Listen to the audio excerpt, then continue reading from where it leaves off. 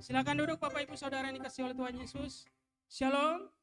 Puji nama Tuhan, tanpa terasa kita sudah sampai di minggu yang ketiga di bulan yang ke-9. Saya percaya Bapak Ibu Saudara yang dikasihi oleh Tuhan Yesus, banyak berkat Tuhan yang kita alami, amin. Banyak hal-hal mujizat yang kita alami dalam kehidupan kita. Mungkin yang belum mendapatkan outline khotbah, ya boleh dibagikan biar kita bisa sama-sama belajar kebenaran firman Tuhan hari ini. Hari ini kita belajar satu topik yang sangat menarik, ya, yaitu God's Word. Wah, pakai bahasa Inggris Bapak Ibu Saudara yang dikasihi oleh Tuhan Yesus, ya. Saya mengingat kembali kemarin karena saya lagi kuliah, Bapak Ibu lagi mahasiswa juga. Jadi kami lagi kuliah salah satu mata kuliah full bahasa Inggris. Jadi sebelum kuliah dosennya tanya bahasa Inggris, tanya kabar, saya masih bisa jawab Bapak Ibu. Tanya tinggal di mana, saya bisa jawab, tapi saya yakin grammarnya kayaknya nggak sesuai. Soundnya mungkin juga nggak sesuai, tapi dosennya paham. Dosennya orang Amerika kalau nggak salah, ya. Jadi pokoknya apa yang saya tahu, saya jawab Bapak Ibu Saudaraku. Dan saya tanya dosennya, paham? Dosen kata dia paham. Dan kalau saya nggak tahu, saya cek di apa? Chat GPT. Kalau nggak ada Google Translate, kita bisa manfaatkan banyak tools untuk apa? Untuk kita bisa tahu banyak hal. Saya percaya kalau kita mau tahu banyak hal mengenai kebenaran firman Tuhan, kita harus memahami kebenaran firman Tuhan. Ya, kita harus memahami God's Word itu melalui Alkitab kita. Amin. Kita buka dalam Yohanes pada pasal yang pertama, ayat 1 sampai ayat yang keempat. Injil Yohanes pada pasal yang pertama, ayat 1 sampai ayat yang keempat. Yohanes pada pasal yang pertama, ayat 1 sampai ayat yang keempat. Ya, sudah di situ Bapak Ibu Saudara yang dikasihi oleh Tuhan Yesus?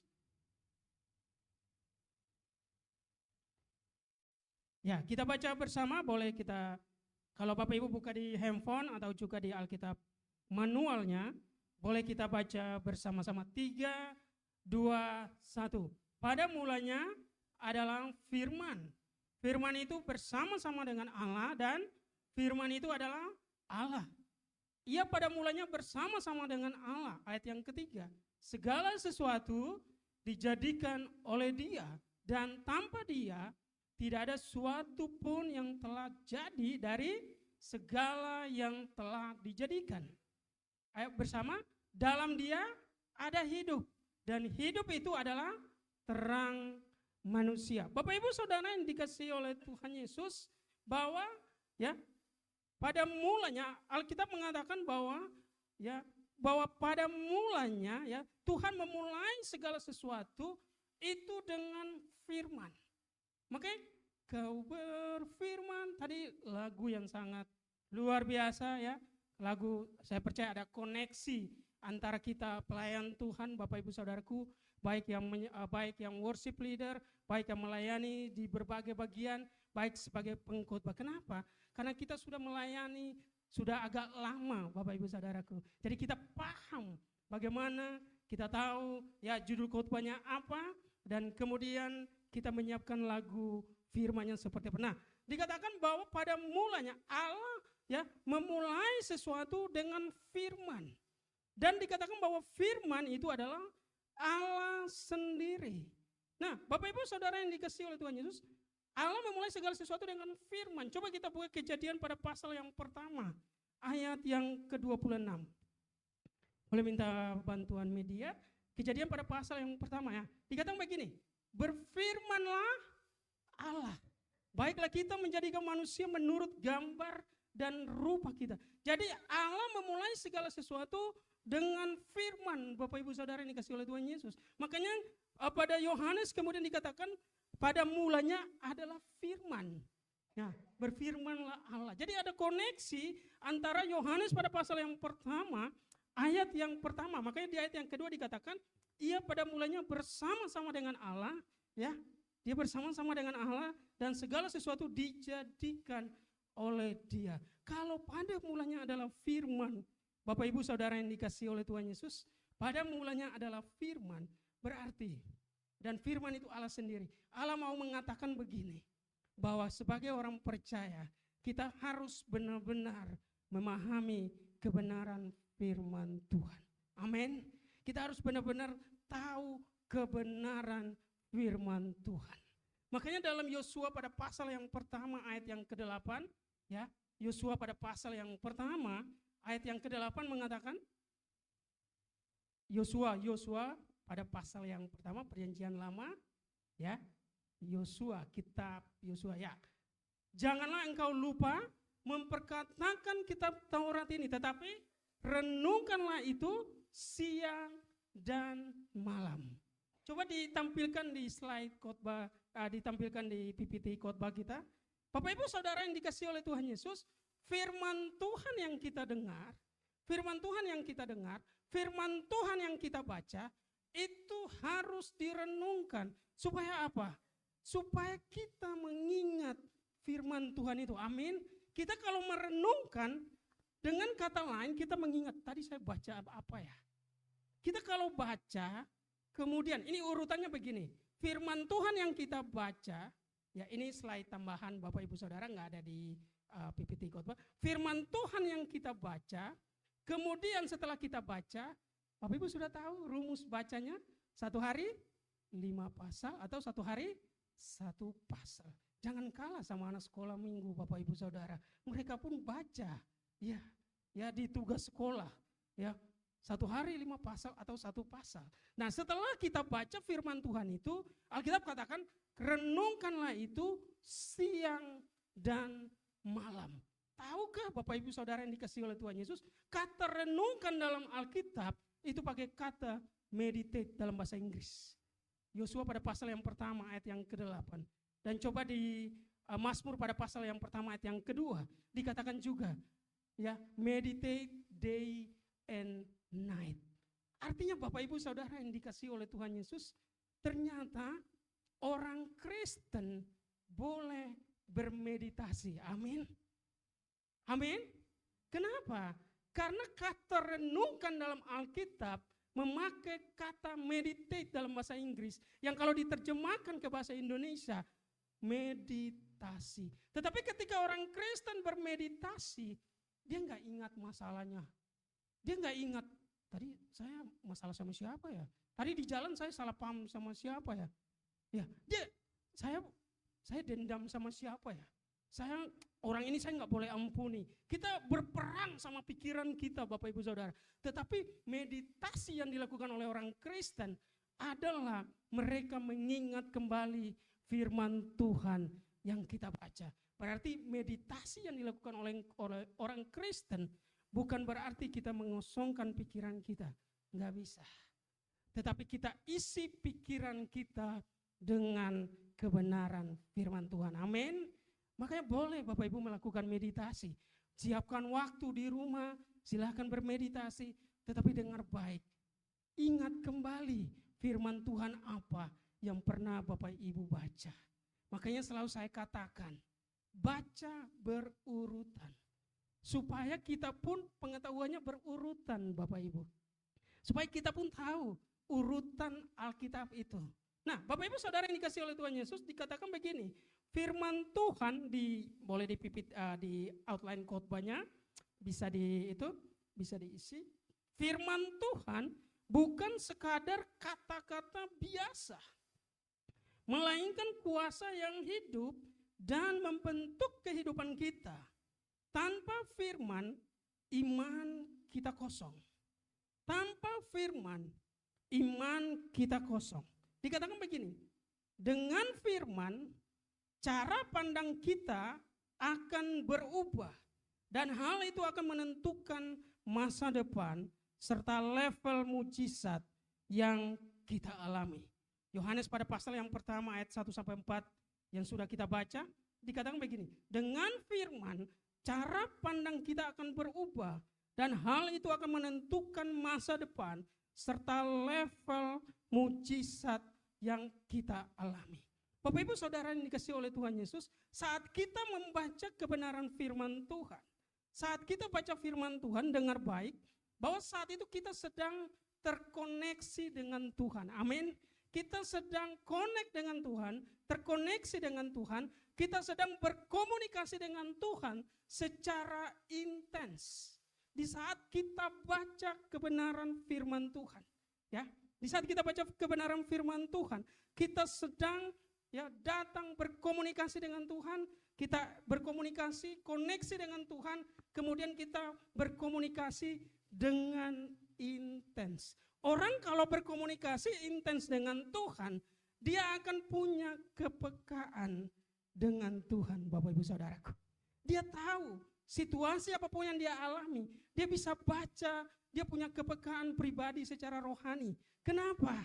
Karena dia sering membaca Alkitab. Jadi dengan kata lain, bahwa ketika kita membaca firman Tuhan, Bapak Ibu Saudara yang dikasihi oleh Tuhan Yesus, di saat itulah hubungan kita dengan Tuhan, koneksi kita dengan Tuhan, komunikasi kita dengan Tuhan terjalin secara intens. Kenapa harus begitu? Karena iblis pun tahu kebenaran firman Tuhan. Iblis juga paham kebenaran firman Tuhan. Makanya ketika dia datang kepada Tuhan, iblis datang kepada Tuhan, iblis lapor kepada Tuhan. Ketika Tuhan memberikan pilihan kepada iblis, engkau enggak lihat hambaku ya Ayub, dia adalah orang yang luar biasa jujur, dia adalah orang yang luar biasa beriman di bumi. Tetapi apa yang terjadi? Iblis katakan, dan Ayub dikatakan dia sangat kaya, Bapak Ibu Saudara. Dan iblis memberikan penilaian kepada Tuhan, karena engkau membangun tembok, engkau membangun pagar yang memproteksi atau melindungi dirinya. Bapak Ibu Saudara yang dikasihi oleh Tuhan Yesus, dengar baik. Di saat kita baca kebenaran firman Tuhan, di saat kita baca firman Tuhan, di saat kita baca God's Word itu sendiri, apa yang terjadi? Kita komunikasi dengan Tuhan, kita koneksi dengan Tuhan secara intens, dan Tuhan akan memagari kehidupan kita dari segala cobaan. Amin. Tuhan akan memberikan benteng dalam kehidupan kita. Tuhan akan memberikan perlindungan dalam kehidupan kita. Tuhan akan memberikan pagar dalam kehidupan kita. Makanya ketika Tuhan memberikan peluang kepada iblis untuk mencobai Ayub, ya, untuk mencobai Ayub, dikatakan begini, coba Ayub 1 ayat yang ke-10. Kita buka Ayub pada pasal yang pertama ayat yang ke-10. Kitab Ayub pada pasal yang pertama ayat yang ke-10.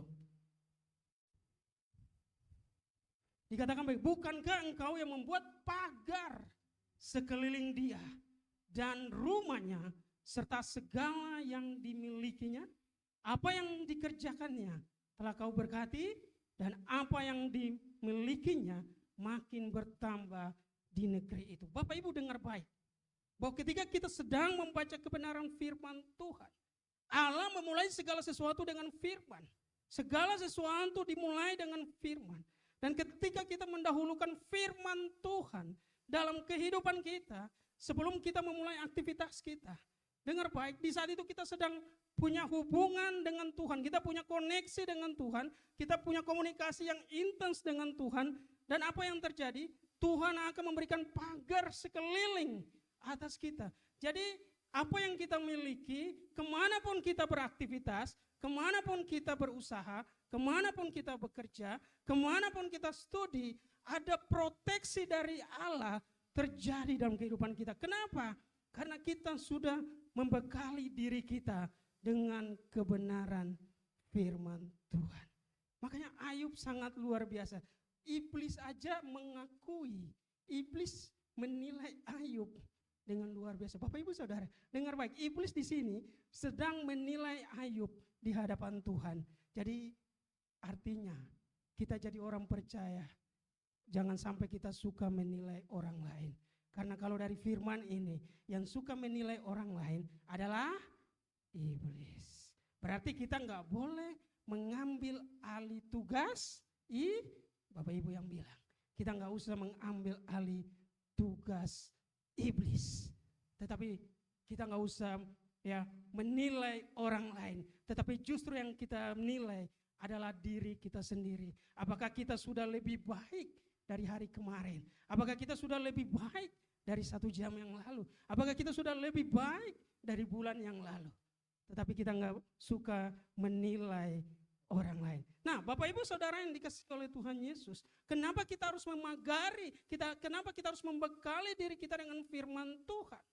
Kenapa? Karena iblis pun dia suka membelokkan kebenaran firman Tuhan. Iblis tahu firman Tuhan. Tetapi yang dilakukan oleh si iblis, Bapak Ibu Saudara yang dikasihi oleh Tuhan Yesus, adalah membelokkan firman Tuhan itu supaya apa? Karena iblis cari pengikut. Iblis ketika dibuang ke bumi bersama dengan kawan-kawannya, dia cari pengikut, Bapak Ibu Saudaraku. Dengan cara apa? Membelokkan firman Tuhan. Iblis tahu firman Tuhan, tapi dia belokin. Dia pelintir kebenaran firman Tuhan. Makanya jangan suka pelintir kebenaran firman Tuhan. Jangan suka membelokkan kebenaran firman Tuhan. Karena itu adalah tugas, peran dari si jahat. Jadi Bapak Ibu Saudara, coba kita buka dalam Wahyu, ya, kitab Wahyu pada pasal yang ke-12 ayat yang ke-10. Wahyu pada pasal yang ke-12 ayat yang ke-10. Dikatakan begini, dan aku mendengar suara yang nyaring di sorga berkata, sekarang telah tiba keselamatan dan kuasa dan pemerintahan Allah kita dan kekuasaan Dia yang diurapinya, karena telah dilemparkan ke bawah pendakwa saudara-saudara kita. Jadi iblis tugasnya, kalau Wahyu 12 ayat yang ke-9, dia menyesatkan, mendakwa, memutarbalikkan kebenaran firman Tuhan. Dan iblis suka menilai orang percaya. Penilaian iblis kepada Ayub keren, Bapak Ibu Saudaraku. Iblis tahu kehidupan Ayub sesuai dengan kebenaran firman Tuhan. Iblis tugasnya suka mendakwa, suka menghakimi. Makanya Bapak Ibu Saudara yang dikasihi oleh Tuhan Yesus, sekali lagi jangan ambil alih tugas iblis. Di mana kalau kita jadi orang gak usah saling menghakimi, gak usah saling mendakwa, gak usah saling menyesatkan. Karena itu adalah tugas dari si iblis. Itu modus operandinya iblis, cara kerjanya iblis. Makanya sebagai orang percaya dikatakan begini, dengan firman cara pandang kita harus berubah. Cara pandang kita akan berubah dan hal itu akan menentukan level, hal itu akan menentukan masa depan serta level mujizat yang kita alami. Orang kalau memahami kebenaran firman Tuhan, orang kalau suka membaca kebenaran firman Tuhan, dikatakan bahwa dia akan mengalami sorga di bumi. Hal-hal yang terjadi di sorga, ya dapat dia nikmati di bumi, Bapak Ibu Saudara. Hal-hal yang terjadi di sorga itu nggak bisa dinikmati, nggak bisa diakses dengan prinsip-prinsip dunia, tetapi harus dengan prinsip kebenaran firman Tuhan. Cara kita memandang dan memperlakukan firman Tuhan akan menentukan mujizat dalam kehidupan kita. Makanya Bapak Ibu Saudara, surga itu bicara mengenai supranatural. Bumi bicara mengenai natural. Hal-hal yang supranatural di sorga bisa terjadi di bumi kalau kita mengerti prinsip-prinsip sorga. Kalau kita bisa mengerti prinsip-prinsip kebenaran firman Tuhan. Coba kita buka Kejadian pada pasal yang ke-13 ayat 8 sampai ayat yang ke-11. Kejadian pada pasal yang ke-13 ayat 8 sampai ayat yang ke-11. Dikatakan begini, maka berkatalah Abram kepada Lot, janganlah kiranya ada perkelahian antara aku dan engkau, dan antara para gembalaku dan para gembalamu, sebab kita ini kerabat. Ayat yang dikatakan ayat yang ke-10, ke-9, bukankah seluruh negeri ini terbuka untuk engkau? Baiklah pisahkan dirimu daripadaku. Jika engkau ke kiri, maka aku ke kanan. Jika engkau ke kanan, maka aku ke kiri. Lalu Lot melayangkan pandangnya dan dilihatnyalah bahwa seluruh lembah Yordan banyak airnya, seperti taman Tuhan, seperti tanah Mesir ya sampai ke Soar. Hal itu terjadi sebelum Tuhan memusnahkan Sodom dan Gomora. Ayat yang ke-11. Sebab itu Lot memilih bagian seluruh lembah Yordan itu. Lalu ia berangkat ke sebelah timur dan mereka berpisah. Coba ayat yang ke-10. Lalu Lot melayangkan pandangnya dan dilihatnyalah bahwa seluruh lembah Yordan itu banyak airnya seperti taman Tuhan. Bapak Ibu Saudara yang dikasihi oleh Tuhan, ada konflik antara para pegawai Abram, sebelum saat itu belum nama Abraham, ada konflik antara para pegawai Abram dan para pegawai Lot. Dan sebagai orang tua, ya, Abram sebagai orang yang tua, ya, orang yang tua, orang yang dituakan, orang yang dewasa rohani, dengar baik. Abram memilih, memberikan pilihan dahulu kepada Lot. Abram gak mau dahulu memilih. Abram gak mau duluan memilih. Tetapi dia memberikan pilihan itu kepada Lot. Dan kemudian dikatakan Lot memilih seluruh lembah Yordan yang banyak airnya seperti taman Tuhan. Dan Abram memilih sebaliknya, Bapak Ibu Saudaraku. Kurang airnya, enggak seperti taman Tuhan. Tetapi apa yang terjadi? Karena Abram adalah orang yang mengerti prinsip kerajaan sorga. Abram adalah orang yang taat pada suara Tuhan. Abram adalah orang yang taat pada panggilan Tuhan. Sehingga walaupun dia enggak memilih taman Tuhan, dia enggak memilih lembah Yordan yang banyak airnya, kemanapun Abraham pergi, Bapak Ibu Saudaraku, dengar baik, dia tetap diberkati. Berarti berkat anak Tuhan tidak ditentukan oleh keadaan. Amin. Tetapi berkat anak Tuhan ditentukan oleh seberapa besar dia menggali kebenaran firman Tuhan.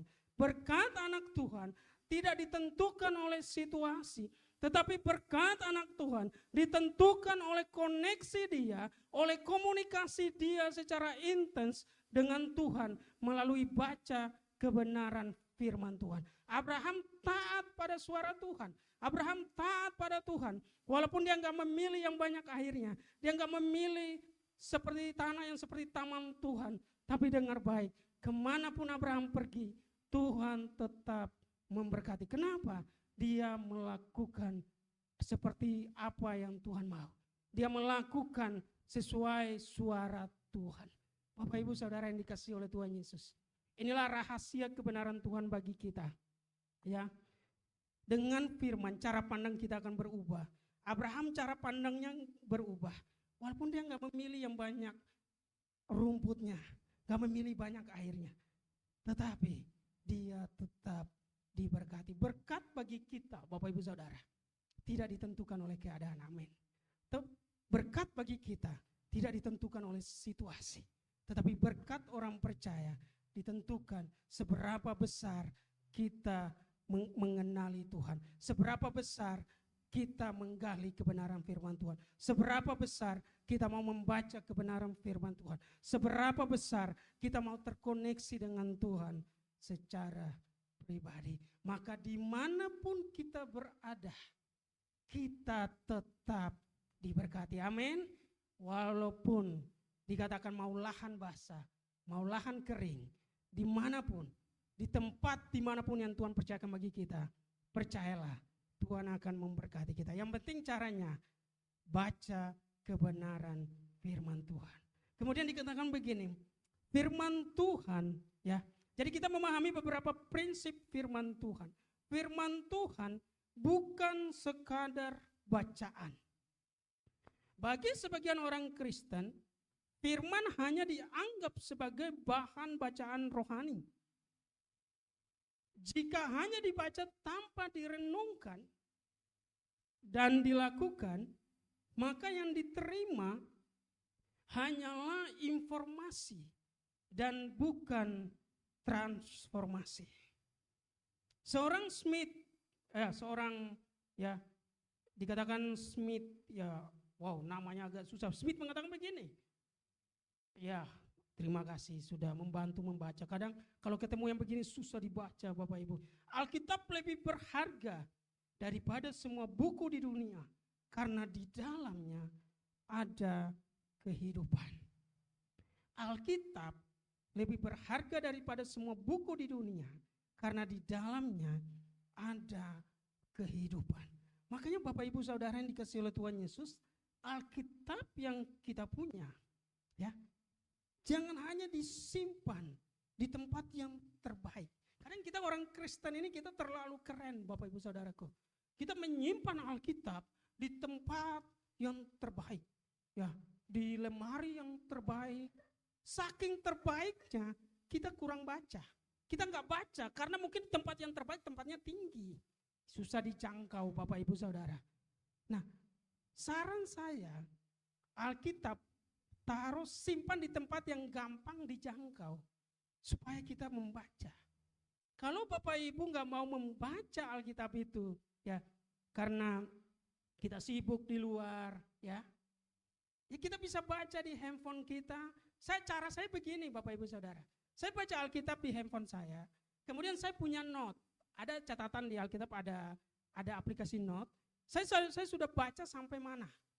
Ada catatan kecil begitu. Saya catat hari ini saya sudah baca sampai Wahyu pada pasal yang keberapa.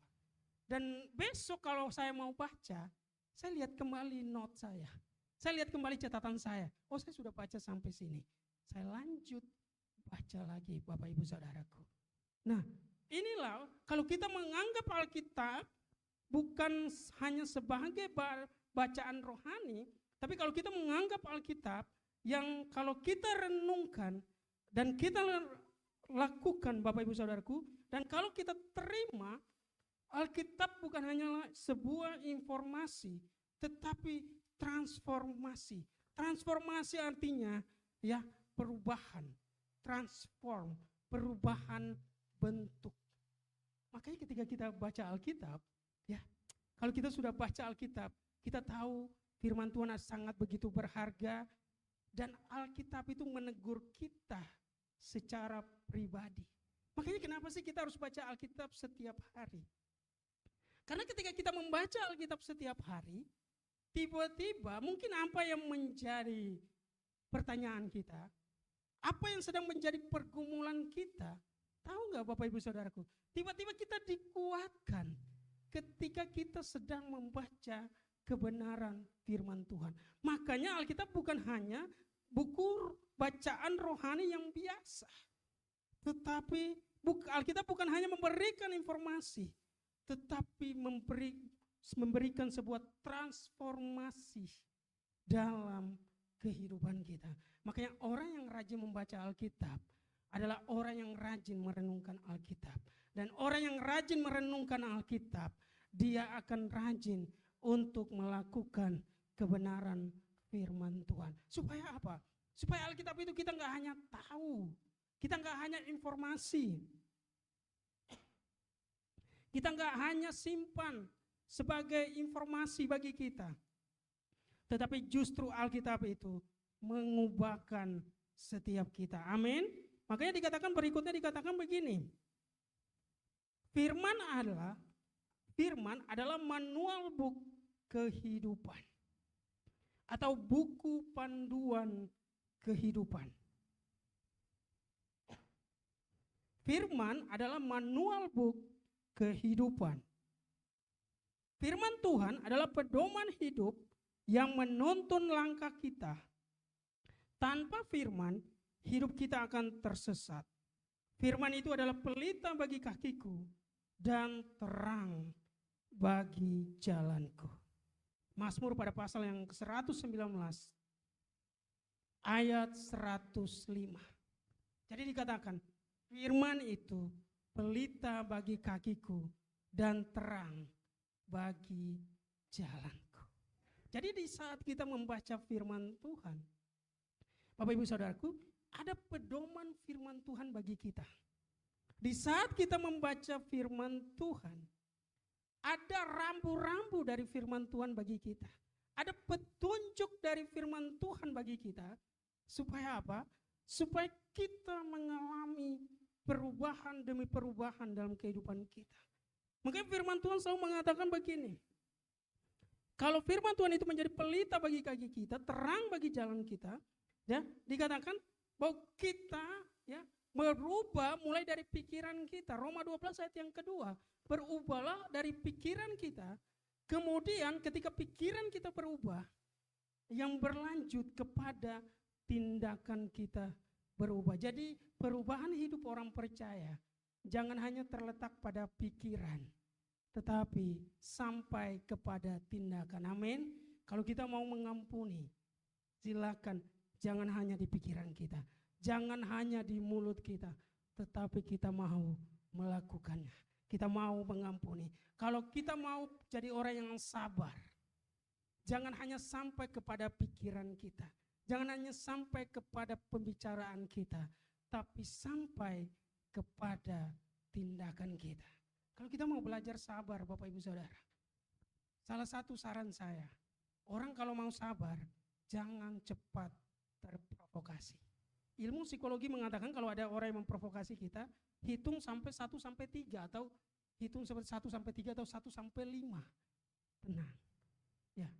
Kalau kita tenang, kita bisa sabar, Bapak Ibu Saudara. Kalau kita enggak tenang, kita seperti bensin, ya.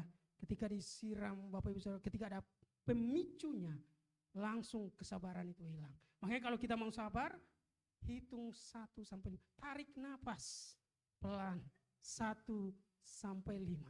Hitung 1 sampai 5. Jangan cepat terprovokasi, maka kita akan menjadi orang yang sabar. Dikatakan Charles Spurgeon mengatakan begini, Alkitab bukan hanya memberitahu kita jalan ke sorga, tetapi juga menuntun langkah kita di bumi. Alkitab bukan hanya memberitahu jalan ke sorga, tetapi menuntun langkah kita di bumi. Supaya kehidupan kita di bumi jadi berkat bagi banyak orang.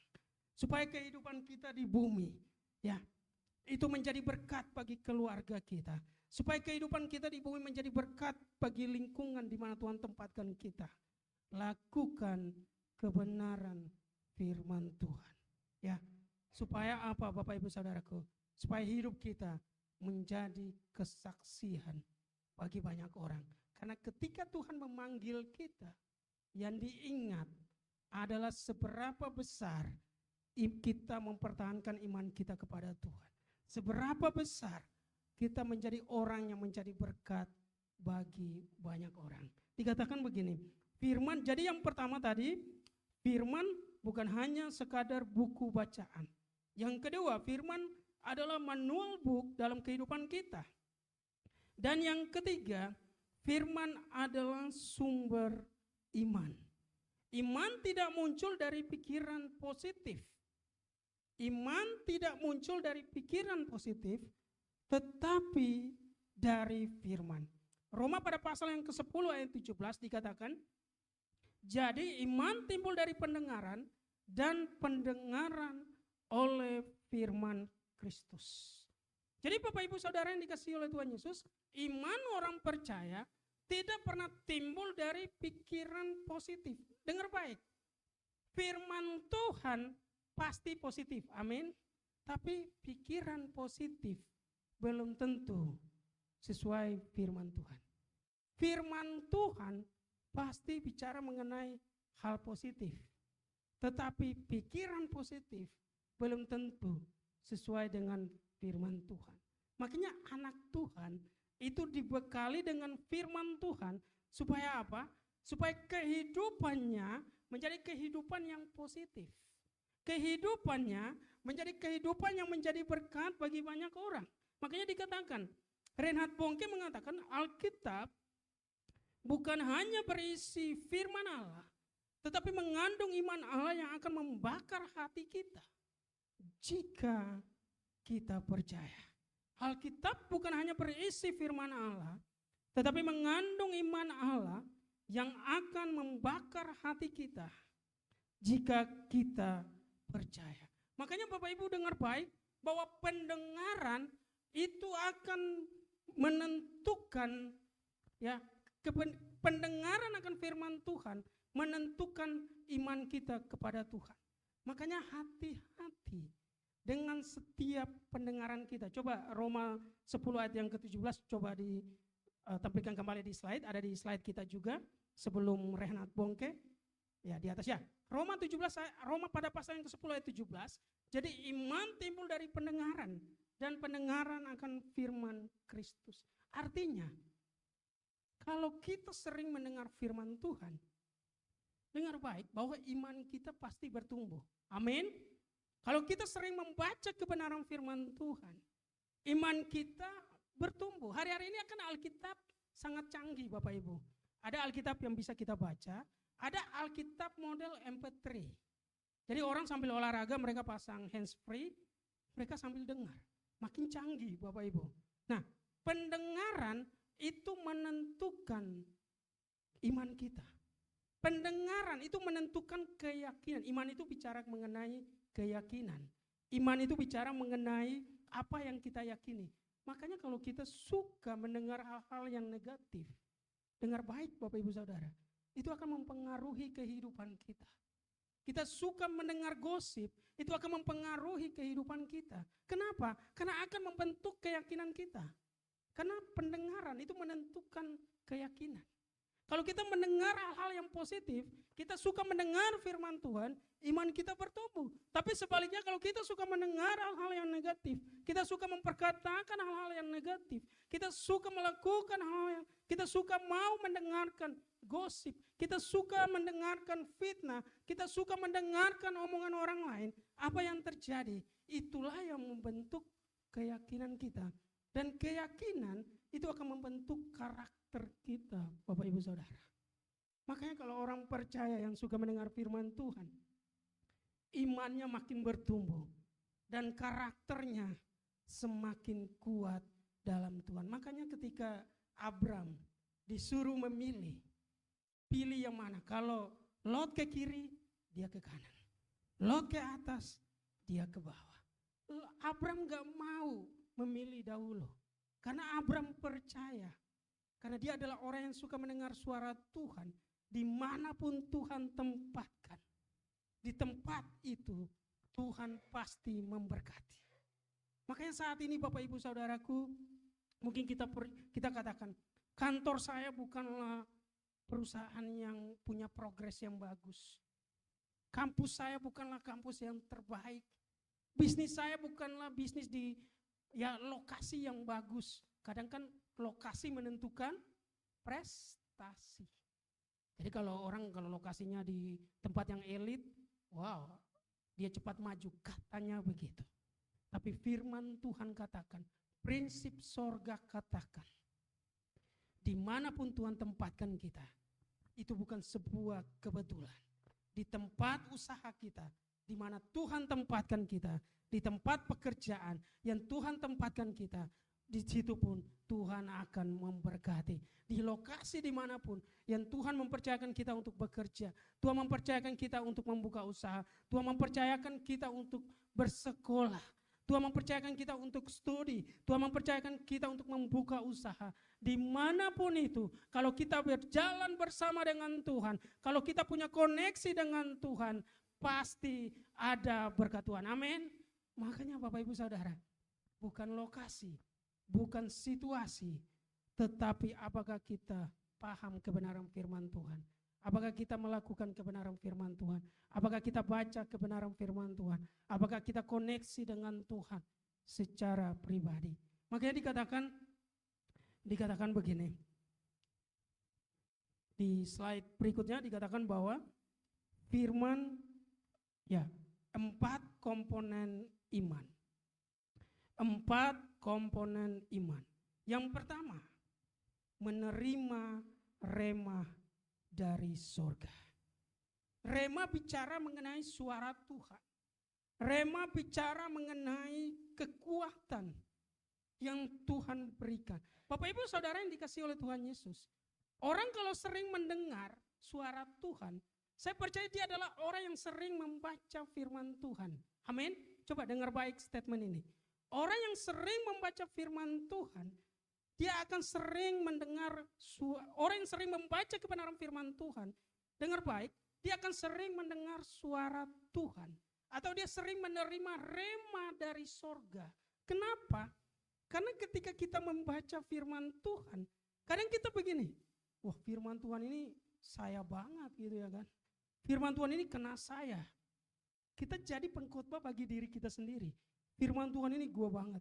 Firman Tuhan ini kok kena ya sama pergumulan saya. Firman Tuhan ini kok kena ya supaya saya bisa berubah. Firman Tuhan ini kok kena ya sama pergumulan saya. Itulah yang disebut sebagai rema. Dan sebaliknya agak meragukan kalau orang yang jarang membaca Alkitab, terus dikit-dikit saya mendengar suara Tuhan. Dikit-dikit saya mendengar, saya mendapat rema Tuhan. Bapak Ibu dengar baik. Kalau kita rajin membaca Alkitab, kita akan peka dengan suara Tuhan. Kita akan memiliki kepekaan dengan Tuhan. Kita akan menerima kekuatan dari Tuhan atau rema. Kita akan menerima suara Tuhan secara pribadi. Makanya firman Tuhan yang kita baca, ayatnya boleh sama, pesannya bisa berbeda. Itulah firman Tuhan, buku panduan kehidupan. Firman Tuhan bukan hanya sekedar kata-kata, tapi firman Tuhan adalah kuasa yang menghidupkan. Ya, makanya yang kedua dikatakan, seorang require mengatakan begini, Tuhan lebih tertarik dengan ketaatan kita pada firman-Nya daripada rencana besar kita. Jadi Bapak Ibu Saudara yang dikasihi oleh Tuhan Yesus, kita yang sudah punya intensitas dalam membaca Alkitab, kita punya antusias dalam membaca Alkitab, kita punya konsistensi dalam membaca Alkitab, yang terus kita bukan hanya sampai kepada pembacaan, tetapi dikatakan kita sampai kepada ketaatan. Kita sampai kepada ketaatan firman Tuhan. Karena Tuhan tertarik dengan orang yang taat kepada firman Tuhan. Makanya Bapak Ibu Saudaraku, kita bisa sayang Tuhan, tapi terkadang kita nggak takut akan Tuhan. Orang kalau takut akan Tuhan, orang kalau sayang Tuhan, dia suka gereja, dia suka doa pagi, dia suka ikut komsel. Tapi kalau dia nggak takut sama Tuhan, walaupun dia melakukan aktivitas rohani, tapi dia nggak punya ketaatan kepada Tuhan. Dia nggak punya ketaatan secara pribadi dengan Tuhan. Dia hanya melakukan aktivitas rohani, tapi nggak ada ketaatan kepada Tuhan. Makanya kalau kita sayang sama Tuhan, kita juga harus takut sama Tuhan. Supaya apa? Kalau kita sayang sama Tuhan, Tuhan pun sayang sama kita. Jangan sampai kita mengaku sayang sama Tuhan, tapi Tuhan katakan, nyala engkau, saya tidak mengenal engkau. Kita sayang sama Tuhan, tapi Tuhan gak sayang sama kita. Kenapa? Karena kita gak takut. Orang yang takut sama Tuhan, dia akan melakukan kebenaran firman Tuhan. Dia akan taat pada Tuhan. Yang bagian B dikatakan percaya kepada Tuhan. Butuh latihan untuk percaya pada janji-janji Tuhan. Butuh latihan untuk percaya pada janji-janji Tuhan. Makanya Bapak Ibu Saudara yang dikasihi oleh Tuhan Yesus, apapun posisi yang kita ada sampai hari ini, saya percaya bahwa Tuhan telah membawa posisi kita dari masa lalu sampai hari ini, karena kita pernah mengalami banyak kesaksian bersama dengan Tuhan. Makanya iman orang percaya itu keren. Kalau di waktu lalu Tuhan menolong kita, dengar baik, di waktu sekarang Tuhan pasti menolong kita. Dan di waktu yang akan datang, Tuhan tetap menolong kita. Karena Tuhan kita adalah Tuhan yang sama, yang Tuhan yang maha penolong. Tuhan kita nggak pernah berubah, Bapak Ibu Saudara. Kita bisa berubah, tapi Tuhan kita nggak pernah berubah. Kalau di waktu lalu Dia menolong kita, di waktu sekarang Dia menolong kita, di waktu yang akan datang, sepanjang umur hidup kita, Dia menjadi Allah yang tetap menolong kita. Supaya apa? Supaya kita berlatih untuk percaya sama janji-janji Tuhan. Karena percaya dengar baik bahwa bagi Tuhan gak ada yang mustahil. Dari persiapan khotbah ini setelah saya membaca Kejadian 13 ayat 8 sampai ya kejadian tadi ya mengenai Abraham, Abram dan Lot, Kejadian 13 ayat 8 sampai 11. Ternyata kita jadi orang Kristen, Bapak Ibu Saudaraku. Nggak usah kita jadi orang yang dalam tanda kutip tamak. Orang yang dikit-dikit mau didahulukan. Nggak apa-apa orang lain yang dahulu. Nggak apa-apa orang lain yang didahulukan. Tapi karena kita bersama dengan Tuhan, dimanapun tempat yang kita tempati, itu akan menjadi berkat. Dimanapun pilar yang Tuhan percayakan kepada kita, kita akan menjadi berkat bagi banyak orang. Makanya bagian C dikatakan berkata sesuai firman. Bagian C, berkata sesuai firman. Roma pada pasal yang ke-10 ayat yang ke-10. Roma pada pasal yang ke-10 ayat yang ke-10. Karena dengan hati orang percaya dan dibenarkan, dan dengan mulut orang mengaku dan diselamatkan. Jadi Bapak Ibu Saudara yang dikasihi oleh Tuhan Yesus, karena dengan hati orang percaya dan dibenarkan, dan dengan mulut orang mengaku dan diselamatkan. Makanya Bapak Ibu Saudaraku, kalau kita sudah mengalami ya hidup baru dengan Tuhan, kita sudah rajin membaca kebenaran firman Tuhan, dengar baik bahwa ada 4 komponen yang harus kita tahu. Yang pertama, kita menerima suara Tuhan, kita menerima kekuatan saat kita membaca firman Tuhan. Dan yang kedua, yang kita baca, kita percaya. Kita percaya pada kebenaran firman Tuhan, bahwa janji Tuhan pasti terjadi. Dan yang ketiga, kemudian kita berkata sesuai dengan firman Tuhan. Coba 2 Korintus pada pasal yang keempat, ayat yang ke-14, 13. Namun karena kami memiliki roh iman yang sama, seperti ada tertulis, aku percaya, sebab itu aku berkata-kata, maka kami juga percaya, dan sebab itu kami juga berkata-kata. Jadi Bapak Ibu Saudara yang dikasihi oleh Tuhan Yesus, terkadang itu perkataan menentukan sesuatu terjadi dalam kehidupan kita. Makanya kalau orang Kristen dengar firman Tuhan, kadang pendetanya belum selesai ngomong, yes. Kadang pendetanya belum selesai ngomong, amin. Harus selesai bicara dulu Bapak Ibu Saudara. Tapi respon yang baik, respon yang antusias. Kenapa? Di saat kita merespon firman Tuhan dengan antusias, Bapak Ibu Saudaraku, dengar baik bahwa sel-sel tubuh kita itu akan bangkit. Makanya ada penelitian yang mengatakan bahwa di saat kita mengaminkan firman Tuhan, sel-sel tubuh kita yang mungkin kurang semangat, di saat kita mengaminkannya, karena firman Tuhan itu berkuasa, firman Tuhan itu hidup, itu ada semangat dalam diri kita Bapak Ibu Saudaraku. Ada sel-sel kita dibangkitkan sehingga kita punya semangat dalam kehidupan kita. Kita punya semangat, mulai saat ini kita yang lemah kita mau dikuatkan. Kita yang sakit kita punya semangat untuk pulih. Kita yang saat ini dalam pergumulan, kita semangat bahwa ada janji Tuhan yang memberi jawaban bagi kita. Seorang mengatakan begini, siapa? Oral Roberts mengatakan iman adalah berbicara apa yang Allah katakan, bukan apa yang kita lihat. Jadi iman bicara, bukan apa yang kita lihat saat ini, tetapi iman bicara apa yang kita imani, apa yang kita yakini. Makanya iman bukan bicara mengenai apa yang kita lihat saat ini, apa yang kita dengar saat ini, tapi iman bicara mengenai apa yang Allah katakan, bukan apa yang bukan apa yang kita lihat. Abraham boleh melihat tanah yang tandus, Abraham boleh melihat padang gurun, Abraham boleh melihat tanah yang gak banyak air, tetapi apa yang terjadi? Allah katakan justru dari padang gurun ada penyediaan. Amin.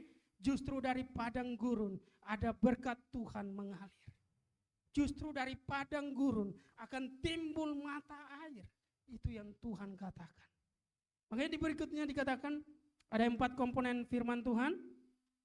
Dan yang bagian D adalah berani bertindak sesuai firman. berani bertindak sesuai firman. Iman bukan hanya kata-kata, tetapi tindakan nyata.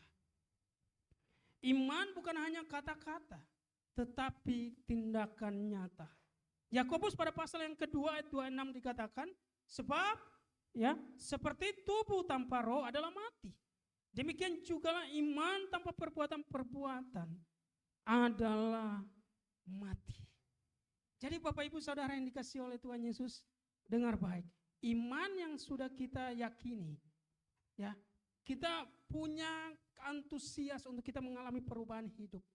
Kita membaca firman Tuhan, kita dapat rema, kita dapat kekuatan. Ada suara Tuhan yang kita dengar. Dan kemudian apa yang terjadi? Kita percaya pada firman. Kita berkata-kata sesuai firman. Dan yang berikutnya, kita bertindak sesuai firman. Harus ada tindakan nyata sesuai dengan kebenaran firman Tuhan. Supaya apa? Hidup kita menjadi terang bagi banyak orang. Hidup kita menjadi berkat bagi banyak orang. Karena orang Kristen, Bapak Ibu Saudara, jadi orang Kristen gak mudah. Karena yang dilihat adalah Yesus. Apalagi Bapak Ibu yang sudah terlibat dalam pelayanan. Yang dilihat, yang menjadi standar kita adalah Tuhan. Makanya firman yang kita dengar, firman yang kita baca, ya, kita percaya, kita berkata sesuai firman Tuhan, kita percaya kepada firman, dan yang berikutnya kita punya keberanian untuk kita bertindak sesuai kebenaran firman Tuhan. Karena firman Tuhan bukan hanya sekadar kata-kata, tapi firman Tuhan adalah tindakan nyata. Harus sampai kepada kenyataan, Bapak Ibu Saudaraku. Makanya di seorang Hudson Taylor mengatakan, coba kita baca bersama-sama. Iman yang sejati bukanlah menunggu tanpa tindakan, tetapi melangkah walaupun belum tahu jalannya. Abraham ketika dipanggil Tuhan dari kampung halamannya, dia pergi. Dia nggak tahu jalannya, Bapak Ibu Saudara. Dia cuma pergi, dia dituntun oleh Tuhan. Dia hidup sesuai dengan iman. Tuhan suruh kemana, Tuhan ingin lakukan apa, dia tetap lakukan. Dia tetap pergi, Bapak Ibu Saudaraku. Dan apa yang terjadi? Tindakan nyatanya menentukan dia menjadi bapak orang beriman. Artinya yang kita bisa pelajari hari ini, God's Word atau firman Allah yang kita pahami, yang kita tahu. Firman Allah bukan hanya sekedar bacaan. Firman Allah bukan hanya sekadar bacaan. Firman Allah adalah manual book kehidupan. Firman adalah petunjuk dalam kehidupan kita. Firman Allah adalah sumber iman kita. Firman adalah sumber iman. Dan ada 4 komponen yang kita pelajari dari firman. Menerima rema atau kekuatan atau suara Tuhan. Percaya kepada firman, ya, percaya bahwa janjinya akan menghidupkan kita. Janji Tuhan pasti terjadi dalam kehidupan kita. Dan yang berikut, berkata sesuai firman dan bertindak sesuai firman. Karena firman Tuhan yang kita baca, yang kita dengar, butuh tindakan nyata, bukan hanya kata-kata. Amin. Mari kita berdoa.